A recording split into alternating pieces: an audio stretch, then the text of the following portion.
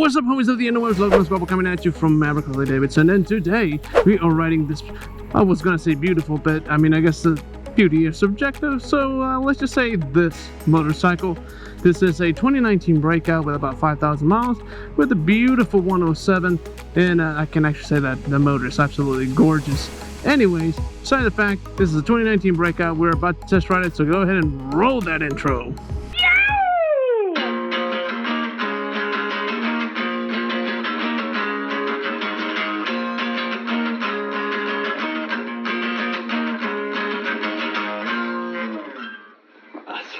Alright, so the new Eventhough Breakout, and when I say new, I mean obviously not the old frame that had the inverted suspension underneath the frame, but the monoshock frame, which is, as we all know it, the modern day Harley-Davidson Softails. The Breakout in this lineup is actually substantially better than the previous model, but then at the same time it's equally as terrible. And I'm not hating on this motorcycle, so if you think that I'm hating on this motorcycle right out the gate, don't get out of this video. Keep watching, because that's not the case. So we're going to go ahead and talk about the things that, in my opinion, are the reason why Harley-Davidson discontinued this motorcycle for the US market. But I don't know if you knew this, not necessarily like in Latin America and maybe Europe. I know that there's a lot of people in Mexico and I think Spain as well that have been asking about this particular motorcycle because it is still desirable over there. It's just not as desirable here in the US of A. So let's start with looks. Obviously the previous model, and when I say with previous model, I mean the previous chassis, the Breakout was something that was just looked sturdy and heavy and low. It kind of had that chopper vibe, and in my opinion it's Harley trying to hold on to those chopper days, the early 2000s, where OCC was at the top of the hill with the American Chopper Show, and the rocker had just failed miserably because people think it's hideous. Maybe you don't think it's hideous, maybe it just needs a couple adjustments, like, you know, closing that gap on that rear fender, but it just did not sell well. And that whole chopper crazy era just kind of died down, and the Breakout was holding on for dear life because it wanted to be so bad, part of a Harley-Davidson family, and well, you know, it's no longer the case. So what happened? So obviously the look is number one on a Breakout. 100% of the way everything is 90% form, 10% function. That 10% function is that it rides, at least in a straight line. Because let's be honest, it runs and it's great in a straight line. It sucks in turns, and there's a multitude of reasons for it. Obviously you're going to start with the rear tire in combination with the rake and that front tire, which were heavy as all get out because it's a big 21-inch wheel. Obviously there's 21-inch wheels that are lighter, and yes, it could be, you were talking from factory obviously. So let's start there, because the new 2019 or 2018, 2019, 2020, and I think 21 is the last year, or when they decided that they were gonna cut that out of the lineup. Let's talk about why the differences here matter, because the new Breakout, the newer Breakout, was a huge improvement over the old one, but yet it did not look as good as the old one. Now, as much as I like to hate on this motorcycle, you look at the roots of it, and I get it. Like, it's supposed to look cool. Now, I think they kind of failed at it with this particular model, just because of like this tank. They made it smaller. It's not as beefy. It's not as aggressive. It just looks like a metric bike almost. I mean, it's that's almost sacrilege, but it sounds terrible to say, but it's what it looks like to me. So as I said, the Breakout is form over function 100% of the time, because it's about the look. Harley-Davidson has always made motorcycles that were more about the look than about functionality. Obviously, if you want something that handles, like, you know, like something out of MotoGP, you don't think of a Harley-Davidson because you want a motorcycle that looks good, right? And that it feels good and sounds great. That's what Harley-Davidson has been for most of its history, even though they've tried desperately to make bikes like the Buells, the new Sportster S, the Pan America. Like, they definitely get out of their comfort zone to make motorcycles that actually are great motorcycles for, like, you know, track purposes, for example. But the Breakout is not that. The Breakout is something that you want to look cool on. It sits slow. You feel, you know, like something out of American Chopper.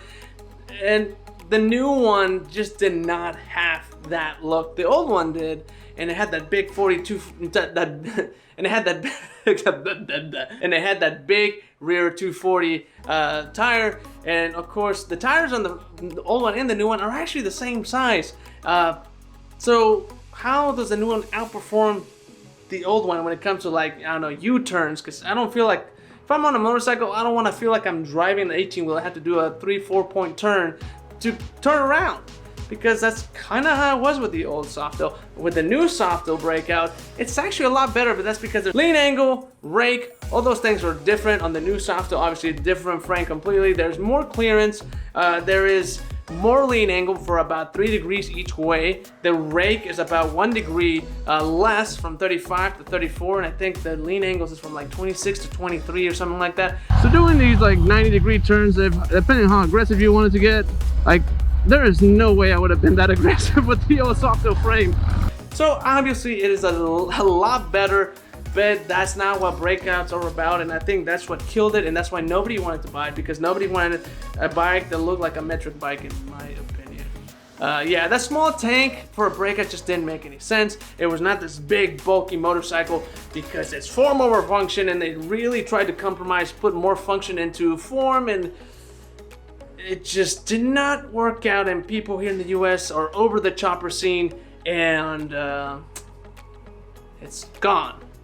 Like, maybe forever gone. But there is also things that are really good about this motorcycle, because it actually handles a lot better than the previous model did. And I mean, if you wanted like something that was raked out with a 21, you want to put H and like had that big rear tire behind you, and you're all about the look, this is still a good motorcycle. It has the Milwaukee 8, which is an amazing motor. It takes very little to get a lot of performance out of it. It's actually about 20 horsepower more than the old Softail, the twin cam Softail, which is great. It feels lighter, it feels more balanced, it doesn't feel as heavy. It is an all-around way better motorcycle. Just to give you an idea of how much better the U-turn radius, I did this little test, so let me show you real quick. So here we have a fat bob, right? This is one of the newer Softail fat bobs, and now what I'm doing is, once that rear tire clears that green line, I am gonna lock it all the way to the left, and I'm just gonna walk it all the way around until that rear tire clears the line on the other side. All right, so I mean, it's a pretty tight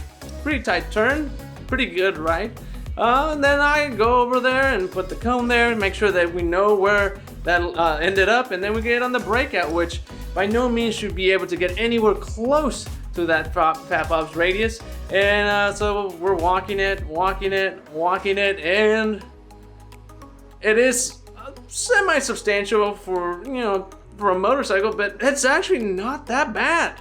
This is just, an old Breakout would have been a mile away. I mean, it's ridiculous. So there you have it. The new Breakout was so much better in so many ways when it came to performing as a motorcycle, as opposed to looking like a cool motorcycle. So the new Breakout was better, the old Breakout was worse, but the old Breakout looked better, and the new Breakout kind of looked like doo-doo to most people. So I think that's why it ended up being not as popular, even though it performed better. It seems like history is repeating itself, like over and over and over and over and over again. So what do you think? Honestly, I personally wouldn't buy a Breakout, but riding this new Breakout, the newer Breakout, is substantially better than the old one, but it just doesn't feel as cool. You don't have these massive lines going into the gas tank, the details, the chrome. I mean, it's just not the same motorcycle, even though it's supposed to be the same motorcycle, and it has the same tires, same wheels. I mean, size of spec-wise, right? But it's not the same motorcycle. It lost the essence of what a Breakout was. And honestly, I think people were kind of over the Breakout altogether here in the United States. But in Mexico and other countries, this is still a thing. This is still the motorcycle to go to. This is a motorcycle that looks cool. But justifying almost 22 grand on a Softail Breakout? I mean, you can buy a Heritage. You can buy a Road King. There's so many motorcycles that you can buy in the Harley lineup that look better, perform better. Why would you buy a Breakout? Yet again, it's all about the look. And in other countries, these are the questions that people don't want to ask, is how does it perform? It's more about why does it look so cool, and why do I want it, and why does no one really make videos about Breakouts? Well, because no one in the US really cares for breakouts. It's a very small percentage that does, and that's why they don't make it anymore.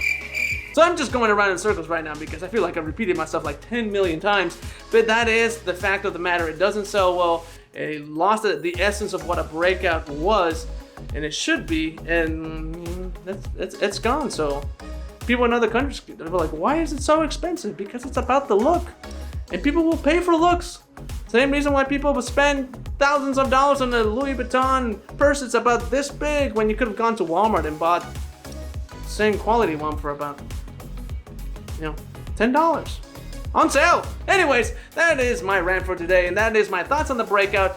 Not a terrible motorcycle, but at the same time, it kind of is a bad motorcycle. So tell me what you think. Drop your comments below, and until see you next time, get on your Harley, get on two wheels, and get some wind therapy. Later.